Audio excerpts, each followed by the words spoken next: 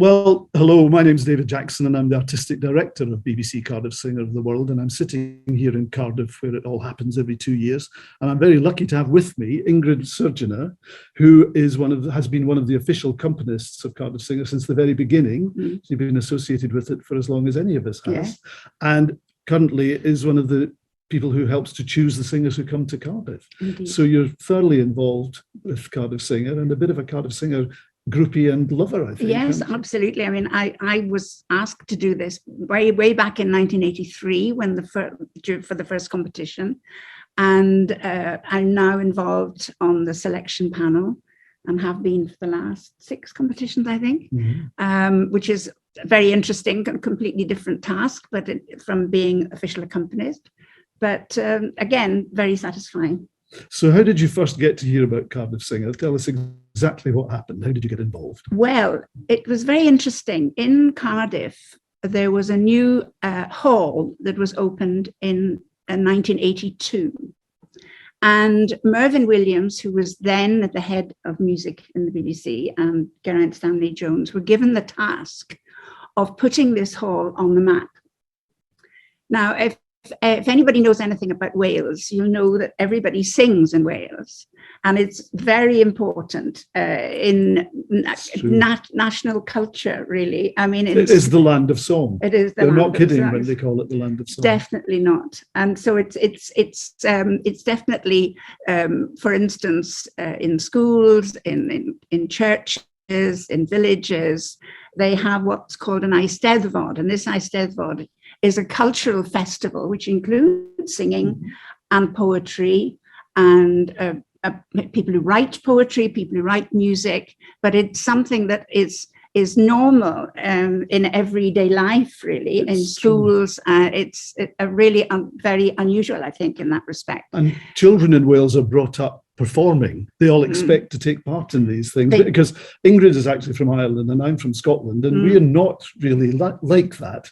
I mean, you're a performer, but it would take a man with a gun to get me on a stage. I'm very much a backroom boy. But in Wales, people are growing up expecting to sing and perform. It's absolutely natural, which was unusual. I mean, and certainly it's unusual for me to find this.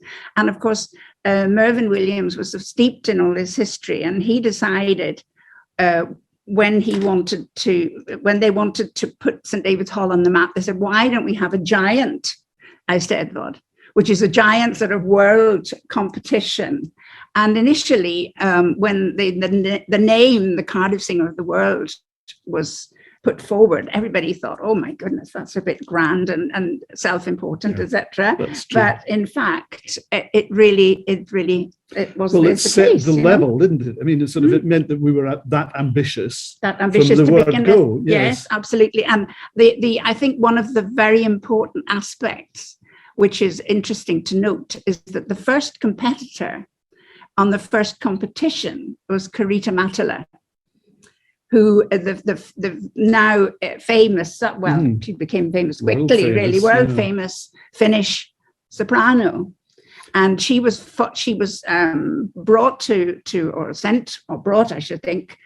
Cardiff by a director, television director, Arno Kronwall, who has been a supporter of the competition ever since. And there have always been quite a few. There've been quite a few very famous Finnish singers, winners. But actually, I think the fact that she was the first winner of the competition really helped to put us on the map, because having a singer of that caliber immediately established that this was a serious competition and something really worth taking part in. On the first day, that was just, and it's, at that time, actually, the audiences weren't that. It wasn't that full. It was quite easy to get a ticket. Yes. And I think it was a real surprise when Karita walked, and she was only 23. She walked on stage, and it was took just them by storm. Yes, didn't she? absolutely. In fact, amazing. Like all new things, it took a while to get off the ground. And that first year, the tickets weren't going terrifically well, but it was a very hot summer. And I remember at one point, they actually advertised the fact that the hall was air conditioned, because they thought that might attract some people to come in. I didn't know that. But I mean, word soon went round, and it very quickly got to the stage where the tickets will be going like We're hot good, cakes. yeah. And that's continued to this day. The hall is nearly always it's always packed full. Yes, and the same. And there's they call them the front row jury. There's a certain the people that come every year, and I'm still in touch with quite a few of them. You know.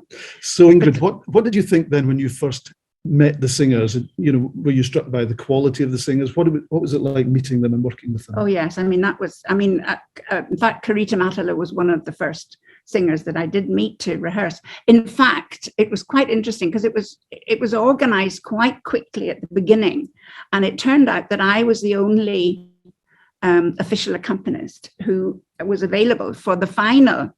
And of course, when there were 18 competitors in that year, the interesting thing is that of course I have to learn the music that I play for the people in that I play for, but also I have to learn all the music for the final, because you don't know who's going to be in the final. So I learned 18 programs for the final, and in fact I think there were 5, and they were all they were.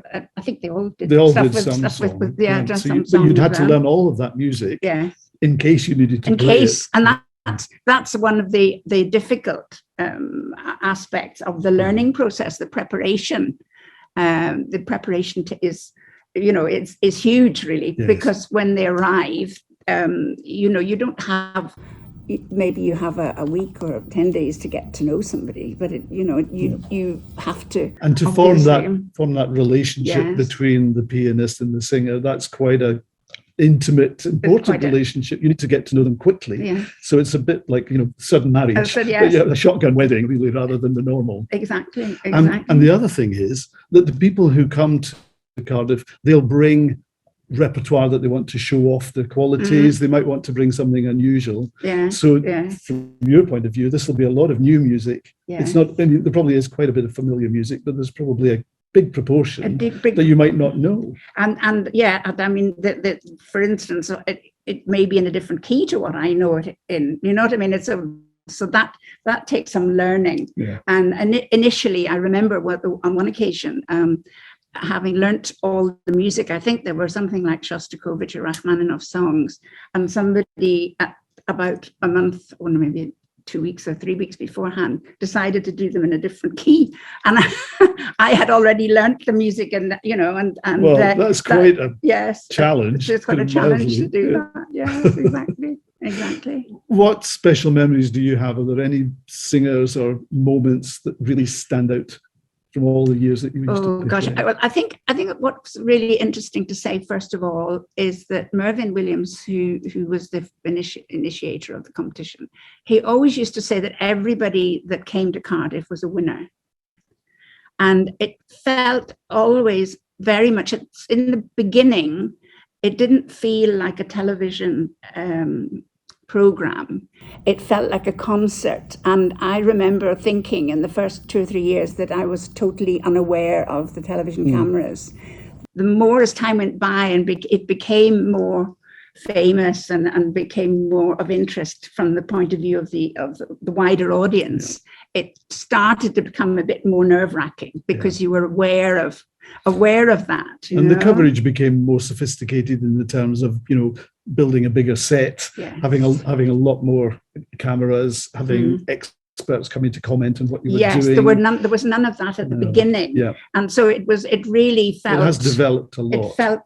It felt like a concert, and that was something that we have tried over the years to sort of emulate that, so that it does feel very much like a concert. I think for the audience in the hall, it still feels like a concert, and they have all the excitement of a live event. But of course, it has become a little bit more convoluted, and there's a little bit more of occasionally having to stop for retakes and so on. Although we've really kept that to the minimum if we can. Yes. I think just to go back and pick up on that thing of everybody who comes to Cardiff is a winner, I think it's really important to talk a little bit about that, because we have nearly 500 people from all over the world who apply, and even to apply, you have to already be a professional singer. You have to be recommended either by an opera house or by an agent or a reputable teacher or a professor, and so those 500 are already classical singers with careers. Yes. So to be selected to be one of it's now 16 singers that we bring to Cardiff is a huge achievement in itself. And you've been through quite a big process. And so we're very careful when we're telling people that they haven't gone through to the next stage to say the huge challenge for people like you who are choosing the singers and for people like me who are helping you is all of the singers are so good that we really have to be very careful that they don't feel as if they've been rejected, even though they didn't get through to the next stage. We try to be as supportive as possible. But what it does mean is that those people who come to Cardiff to take part in the televised rounds, already they're going to have huge careers, and they will, as a result of taking part in the competition, have a show reel that's made for them by the BBC. They'll be seen around the world on YouTube and on our website. So it's a huge leg up for their careers. Absolutely, definitely. I mean, we talk about Cardiff Week, sort of that culmination of all of this 2 years of preparation every 2 years. Talk a little bit about how it feels to be in the thick of Cardiff Week. Well, I think, yes, I mean, what I always think is interesting is that everybody that comes to Cardiff comment on how well they're looked after. There's a team of people to drive them around. I always remember there was Bob, the fireman, who was, I don't know whether he's still doing it now. I would remember when I was doing it way back, and various people who took time off their work in order to be part of the competition. Yeah, no, we do look after them very carefully. And everybody says, all of the people that I meet after I've met since that I've worked with, they all say what a great time they had and how much they enjoyed it and that sort of thing. And so that it's a big organization, a big plan. And then there's a huge schedule, which is making sure, of course, there are 2 orchestras. There are usually, certainly when I was doing it, there were 2 official accompanists.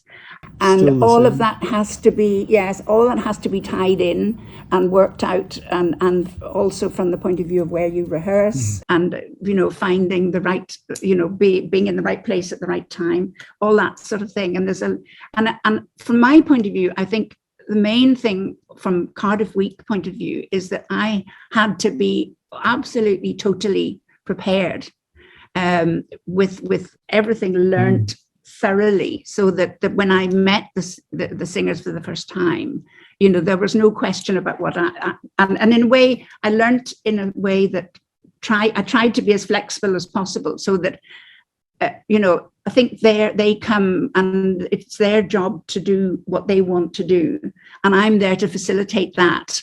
It's not my place to say, oh, I would prefer this or whatever. I always used to try and be as flexible as possible, so that, and be ready to do what they have studied, really. I think you've put your finger on something quite crucial, actually, which is, what we do is we put the singers right at the center of the picture. There is a big organization around it. My colleague Sue and my other colleague Jamie, who run the logistics of the competition, they do all this timetabling. Everyone has an individual timetable, so everyone knows where they should be when they should be there.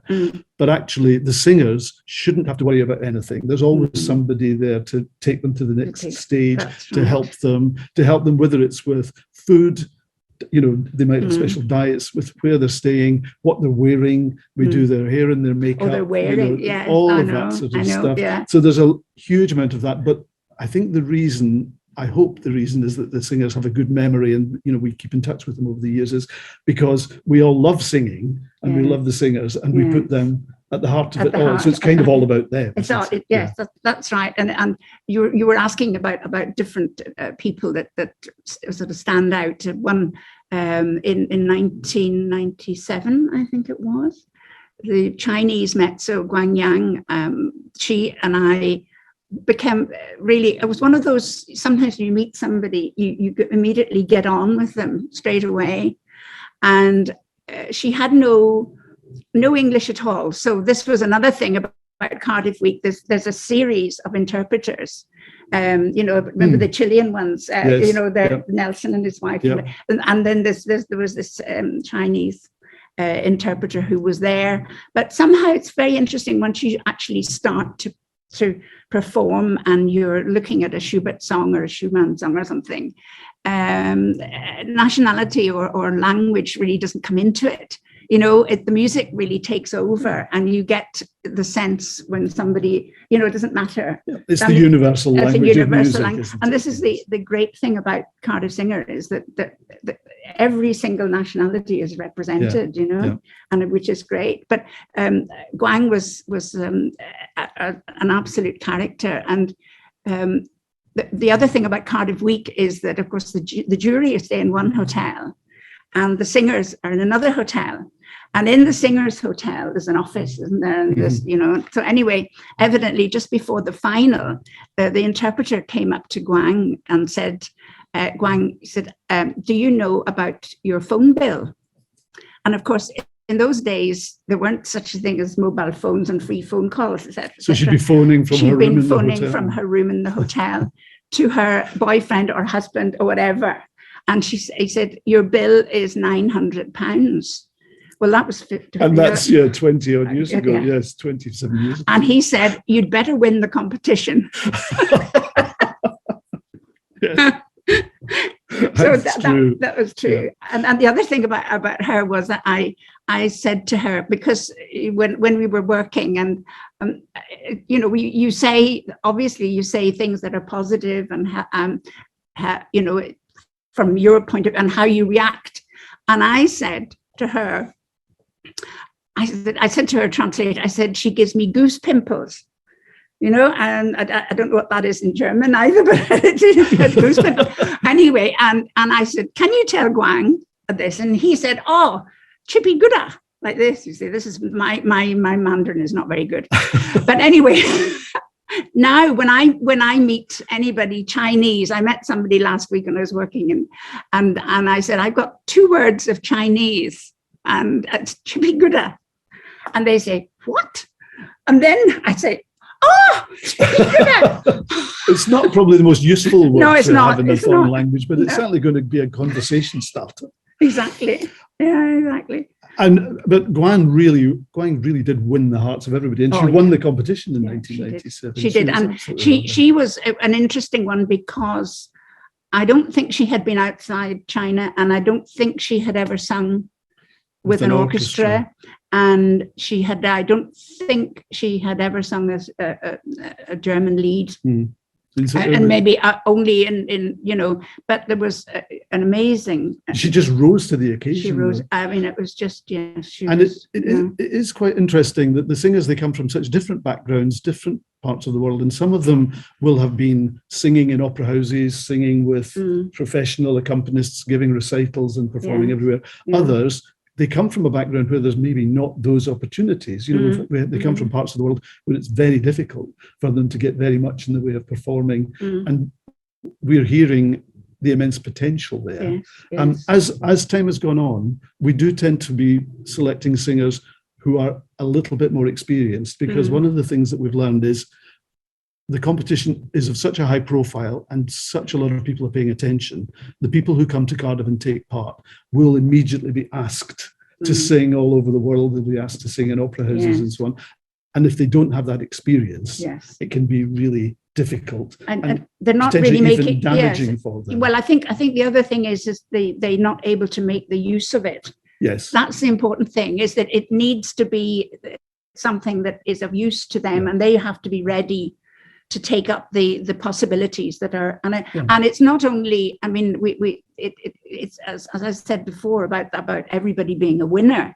You know, if you look at the people that haven't won the competition, but have still gone on to have wonderful careers. And you know, people like Elina Garantia and Nina Stemmer. Lots of singers. And what sticks in my mind very much is Michael Foller, the German baritone, is a big star, and he sang 3 Wolf songs with me, and I just remember very well the rehearsal process, how well he knew them, how he was able to explain to me what he felt about them, which immediately sort of enhanced the performance that I was able to give, you know. And so it was a true partnership. It was a true partnership, you know, and he was really something special. Yeah. So I mean, I think, you know, one of the things we talk about too is giving these singers the opportunity that we can give them by giving them that exposure. And over the years, before I was involved with Cardiff Singer, I've worked with a lot of artists and performers making programs for the BBC, and talking to them. Almost always, there's a moment when they've had a lucky break. People tend not to, sort of gradually process into being famous or world famous. Nearly always, there's been a moment when somebody got ill and they had to jump in, or somebody happened to be in the audience when they were giving a small recital somewhere, and so that lucky break catapulted them onto the world stage, if you like. But one of the things I'm really interested in is, I think, with Cardiff Singer, we're manufacturing the lucky break in a sense, so that this is the lucky break for the people who come to Cardiff. That's what will suddenly, they are already singing wonderfully, and they may already be really virtually fully formed artists, but this is the thing that will just let the rest of the world enjoy them a bit sooner perhaps than they might otherwise have done so. And I mean, the other thing which we often talk about is choice of programme, which is often, I remember walking up the stairs with Carlo Rizzi one night when we were for the final, and I said, well, I think it's going to, who do you think? And we both said, and then he said, no, it won't be, because the programme isn't right. Yeah. And I thought that how really, and I remember thinking that when these programmes came through, and I thought, oh wow, that's a good program. That's something that's going to, it's show them off. That's right. If they can sing that, well, then that's going to be, and so it's really. There's so many elements to it. I mean, we do encourage the singers to sing what they want to sing. We don't have set pieces, or we don't dictate in any way what they sing, but we do encourage them to sing what's in their voice, not to do something that they want to be singing in 10 years. It's important that they're singing what they do now, show them off. And also, I think that's the other thing, in a way, in the Song Prize, which is really interesting, is it gives people an opportunity to sing their own songs, and from their own country, in their own languages. And I remember. Where was she from? Adina Neteshku, Romanian. Yeah, she did a complete song cycle, and that was really very, very different. And then I often talk about people say to me, what was your best performance? And I always say, well, there was one year, and it was 1989, which is the top year, the famous year with the baritones. There was a Norwegian soprano called Åsa Baveston, and she did this very, very modern piece in which she sang into the open piano. And I put the pedal down, but I didn't have to play any notes. So I said, that was my best performance.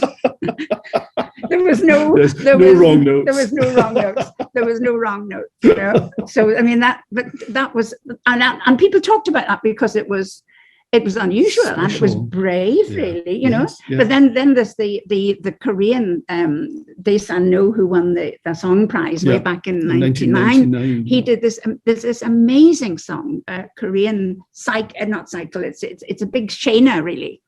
And with separate sections and a fast section, a slow section. It's amazing, with a big piano part.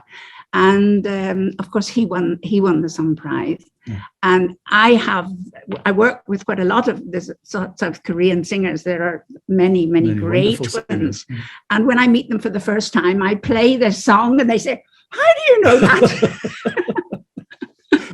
And I say, "Well, I played that in Cardiff, and it, I think that one of the things that we definitely notice is when somebody sings in their own native tongue, there's a sort of special quality of communication that comes into it, because obviously not everyone is born speaking German fluently, and a lot of these things are learned, and you can learn them wonderfully and communicate them wonderfully, but there's some extra little element that clicks in when if a Mongolian singer or a Ukrainian singer, or someone is singing in their own mother language, so they just immediately have that extra thing. And even if we as an audience don't know that language or we're not familiar with it. Nevertheless, there's a sort of, connection right and to us. sincerity in a way, and the sincerity of performance that you can't you can't sort of you can't manufacture it, can you? No. I know.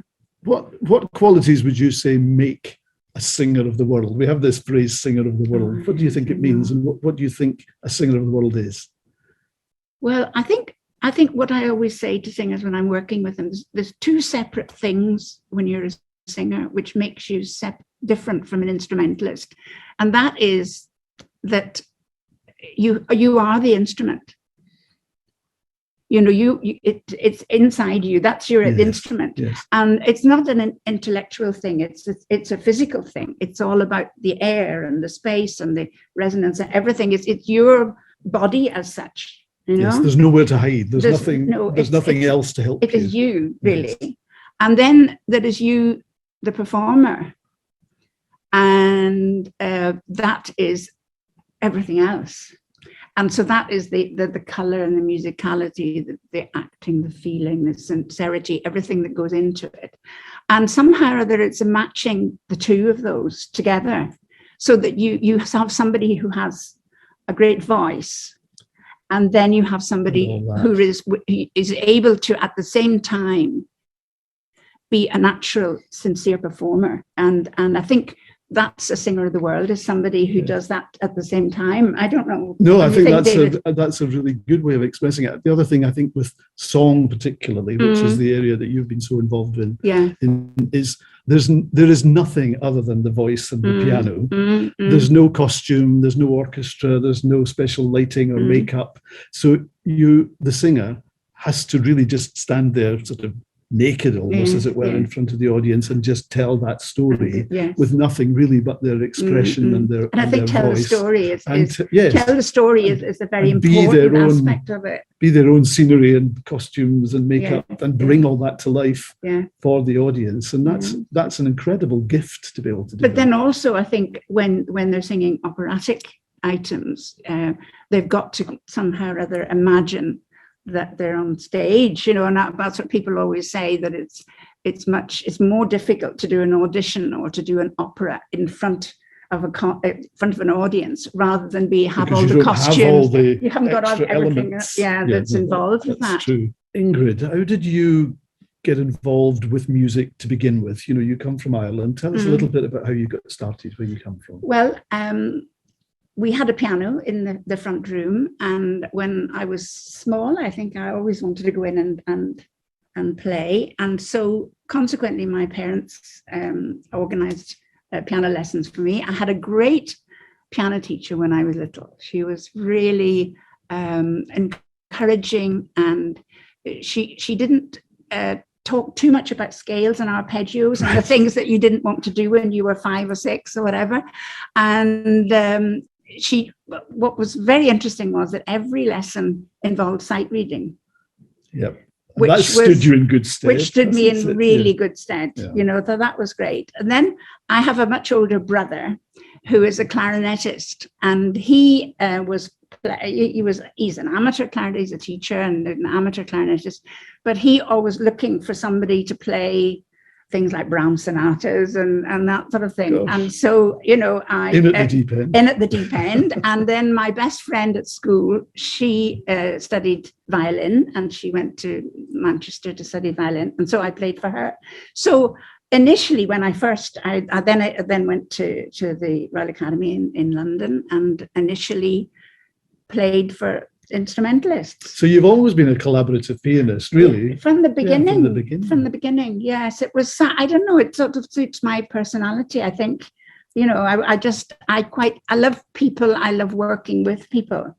And that aspect of it is what, I enjoy. And that comes across. I think that's what the singers all feel too, is that, you are providing that support. Well, I hope so. That's sort of, And then I played and learnt loads and loads of violin and bassoon sonatas and old horn. I used to play for loads and loads of instrumentalists, and they all then got jobs in orchestras and disappeared. And I thought, oh, hold on a sec. I've done all this work. Yes. And then it suddenly struck me, but the singers always need They'll a pianist. always need you. So that was how I got into singing. I had never worked with singers until I got to London. Okay. But of course I had, by that time, my friend Jenny and we went to the Edinburgh Festival when we were just leaving school, and we went to some concerts, and there was Gerald Moore playing for Fischer Disco. Yes, I mean, Gerald Moore was described as the king of accompanists by Gerald Moore, and he really set the bar for everybody, and probably put what we now call collaborative pianists on the map in a way, because before Gerald Moore, quite often the pianist wasn't even named in the program or on the posters. That's quite so right. he really did make that career such an important thing. Aspect. That's right, absolutely. And he was, what I heard was this amazing quality of sound that he made, and it was something very, very special. And I think that inspiration of how he made the piano sound, and how the colors that he created, and how he did that with the different singers, it was a great inspiration. So when initially I was leaving college, actually, and I wrote, did I write to him? No, I met him at the Kathleen Ferrier Prize when I was the official accompanist for that. And I asked if he would help me with things. And I did a few master classes with him in Dartington and at the Purcell Room and various things like that. And I remember watching him and saying, how did he make that great sound, you know? And he was a great inspiration, and he put me forward for certain things, which was a great start to my career, really. And you also teach pianists and you coach accompanists too. So there's a sort of royal lineage that's going down from Gerald Moore through you to the next generation. And also the working with and the singers as well. Because as an accompanist, you tended to accompany singers when they were having their lessons. Yes. So, there was a lot of people like Peter Pears, and there was these sort of people who were teaching, who I used to play for their lessons, So you have to be Roy Henderson and all these people. So you have to be a bit of a chameleon, really, don't you? Sort of, you have to go in, get to know the singer, and adjust how you are and how you're going to play, maybe to their personality. To their personality, yes. I think that's probably is very true. I always remember when I was a student, I used to play for Roy Henderson's lessons, and Roy Henderson taught Kathleen Ferrier. Yeah. And he was a very famous, and he used to have, everybody used to have half an hour lesson. 15 minutes was technique and 15 minutes was with piano. Right. And 15 minutes later, I used to sit and have a cup of tea with his wife and then go in. Called in and play. and I just listened to all the things that were being said. And I think that helped me enormously when it came to helping singers with their coaching and all the various experience that you have by listening to, and also to listening to conductors. So you were taking all that in. So and then you. As well as being a chameleon, you were being a sponge. I was being a sponge. You're quite versatile. I'm still am actually. You work. Still learning. You never stop. No, absolutely. Okay, so let's talk a little bit more about some really memorable things that have happened during the competition. What things really stand out? Well, we often talk about 1989, don't we, and the battle of the baritones, and that was a very exciting night. I mean, I was playing first that of all, night. who were those baritones? Dmitri Hvorostovsky and Bryn Tervel. And Bryn Tervel Jones, as his name is actually, but Sir Bryn Tervel. Sir Bryn, yeah, absolutely. And it was really interesting because, as we've said before, about this fantastic audience, the buzz that there is, this well-known audience, and there happened to be an Irish entrepreneur who used to come every year, and he obviously heard Dmitri, and immediately after the competition he booked him to do a tour of Ireland. And I was always doing these. I was the accompanist for these tours, so it was great for me because I did a concert tour of Ireland with Dimitri. Yes, and we did a recital in Dublin, and then we did sort of gala performances as well. So that was really exciting. But in a sense, I think it was the idea that two world-class baritones, not just world-class singers, but singers of the same voice type, came together. And because normally we try not to make it too gladiatorial or make it feel too much of a competition in that sense. We always talk about it being a celebration of singing and a festival of singing. But let's not kid ourselves, because these two baritones both really wanted to win the competition. It actually became a bit of a needle match, didn't it? And the audience were choosing their favourites and cheering them on right up till the last minute. Some people thought it should have been divided between the two of them, and there was the conversation in the bar. It was everybody taking sides. It was amazing. But it hasn't done either of them. Well, obviously Dimitri's no longer with us, but it didn't do anybody any harm. They both had fantastic careers and gone on to wonderful things. And I think they would both say that Cardiff Singer had helped them. I would definitely. I mean, certainly from Dimitri's point of view. I mean, I don't know how much he had done outside his native, outside of Russia, Siberia, wherever he came from. You know, I don't know what he had done before that. You know, and Bryn was so young. Yes. You know that he did actually have to sort of continue his studies a little bit before emerging. He was one of those examples where it was probably quite clever the way he managed his career and didn't do too much too soon. In fact, I had done some concert tours with him before that, because he won what was called, there's a competition which is used to be called the Young Welsh Singer Competition, and Bryn had won that, and the part of the winning of the competition involved touring Wales doing recitals. Yes. So we did do that. I mean, he was only, I must have been 21 or 22. His early 20s. It was very, very early days for him. Yeah. You know, so to do the competition, it was quite. I mean, there have been. I mean, Carita Matala was only 23. That's true. There have been some very, very young singers. On the whole, the singers tend to be in their sort of late 20s and a little bit more mature. But every now and again, somebody really special will emerge early. Yes. But I think that's what you were saying earlier about the competition now, is that there are people that are already singing on their way and in opera houses working, you know. And we're just helping the world to discover them earlier, I think. So they've been through, you know, undergraduate and postgraduate and maybe young artist programs in opera houses, and then they're at the stage when they're ready to take the stage. Exactly. So Ingrid, we haven't really talked in great detail about the technical difficulties of what it is that you do.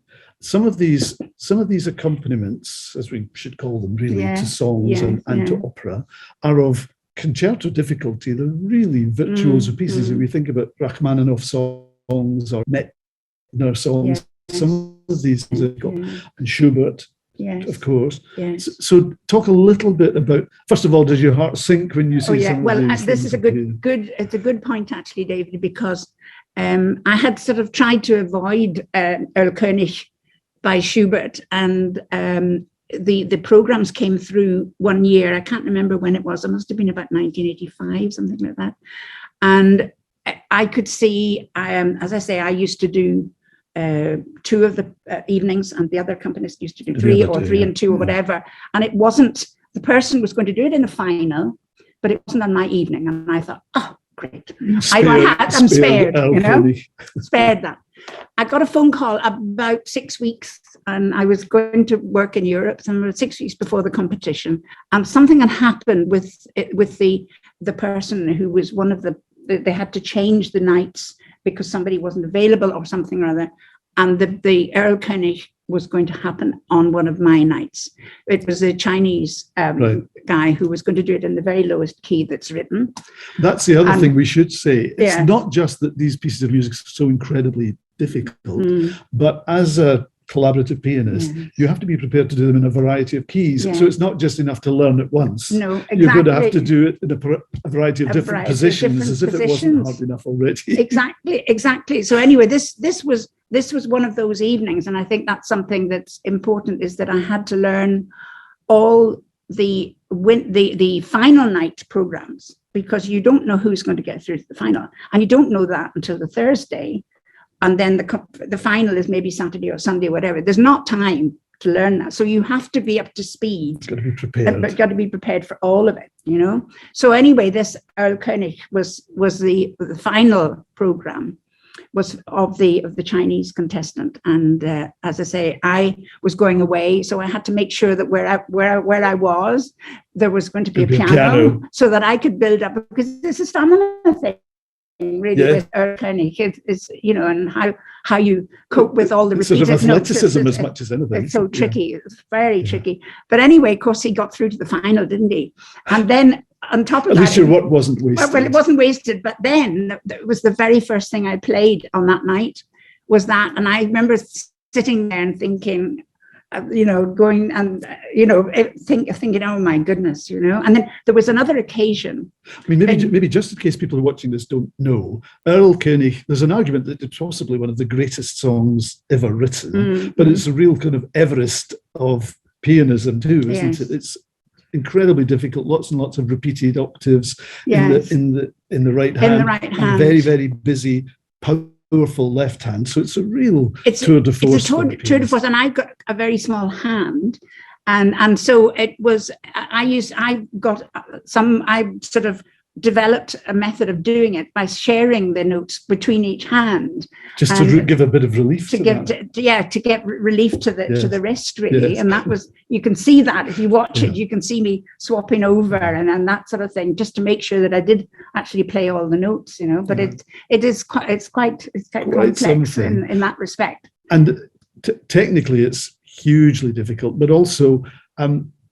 We talked before about the drama of a song. It's one of the most dramatic songs, isn't it? The singer has to portray three different characters. He has to be a father and four, in fact. He has to be a father and his son, the Erlkönig, who's going to steal the son away, and also the narrator who's telling the story. But you, at the piano, have to reflect all of those different voices and colours. Yes, so it's absolutely. It's a real... And in fact, I ended up actually doing it 3 times on Cardiff Singer. I mean, there was this Chinese guy, there was Neal Davies, who won the song prize, and there was also a Belgian contestant who did it.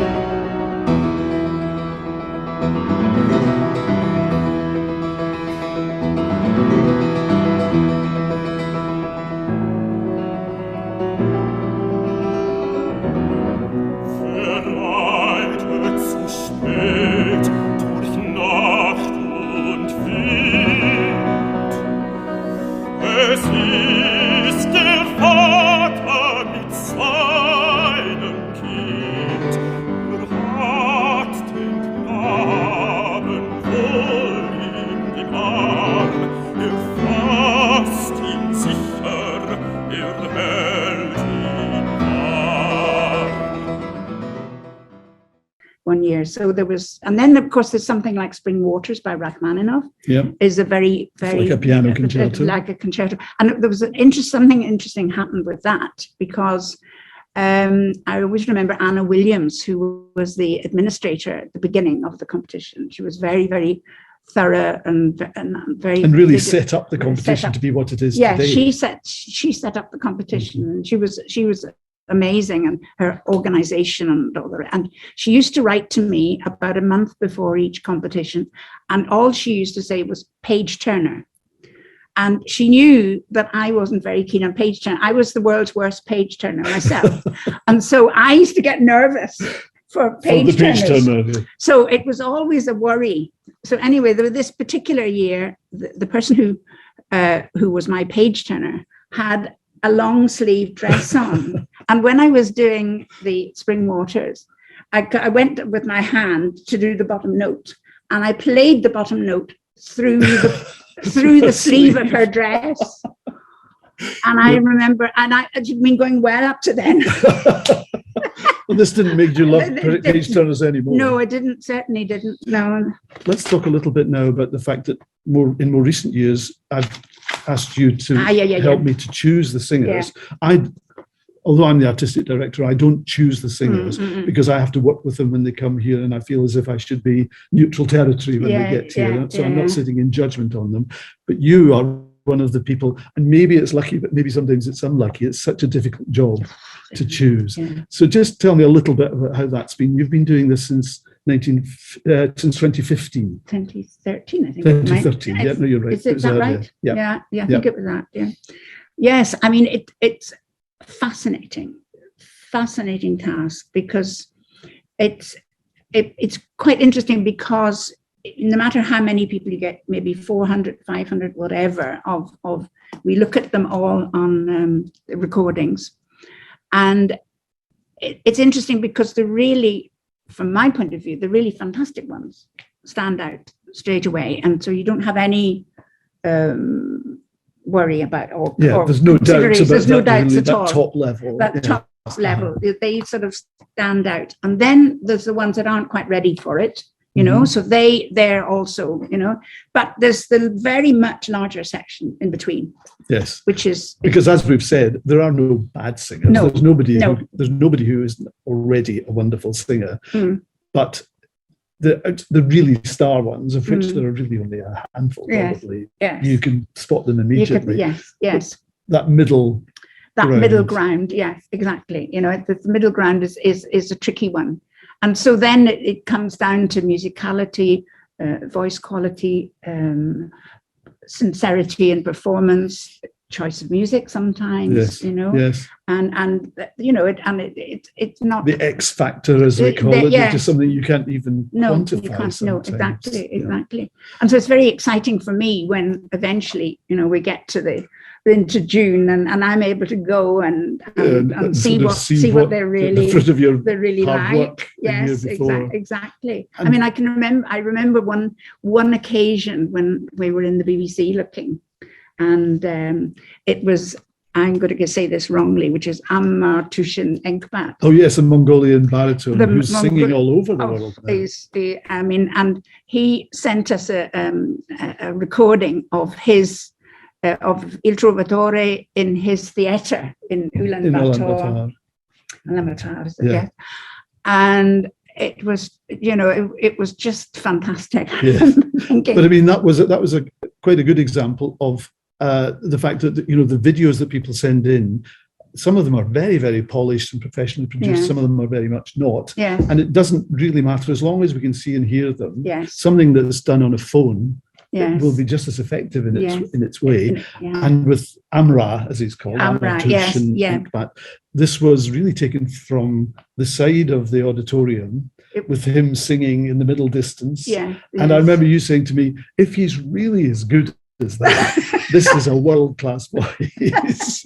And he was, yes, which was a good thing, really. Yes, it's been wonderful. It was wonderful, And we've had a sort of strain of Mongolian singers coming, and it seems as if we've sort of established a rapport with that whole nation in a sense. We're very big in Mongolia, but it's really an interesting thing that you were able to spot him. Well, I came running out, and you were in another office. I was in the BBC, and I said, "Wait, you see this?" And I was so excited. I love those moments. Actually, every now and again, I get hauled in. You've got to see this. You've got to see that, and that's really why we do it. Yes.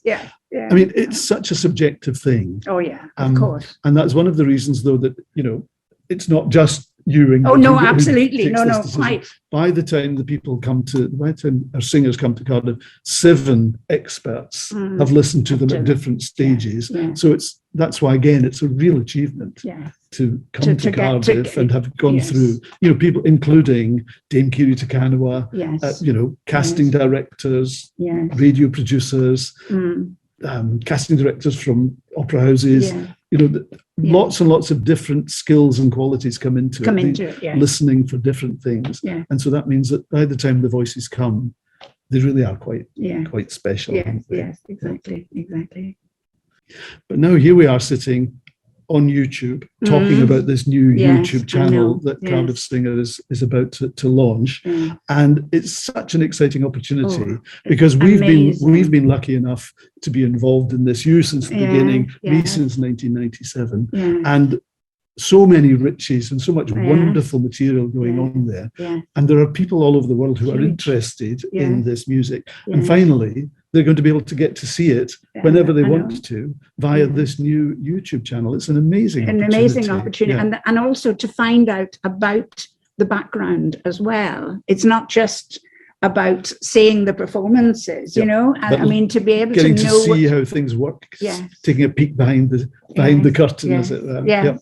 I mean, and every year there's something of interest, you know, somebody different, something new, you know, and to be able to document it in this way is, and to be able to compare great. and contrast the different performances. That's what something like YouTube allows. You know, it's almost it could be somebody who wanted to study singing. It's a real gold mine. And somebody who's just interested in music, equally, they can just come along and enjoy it for whatever they want. And then also when we were saying about program choice, you know, that we can look at the, you know, the possible what you know what the programs have been. Yes. And sometimes just to get to see your favorite singer when they were young and starting out. Yeah, exactly. I think people will really, really enjoy it. Yeah.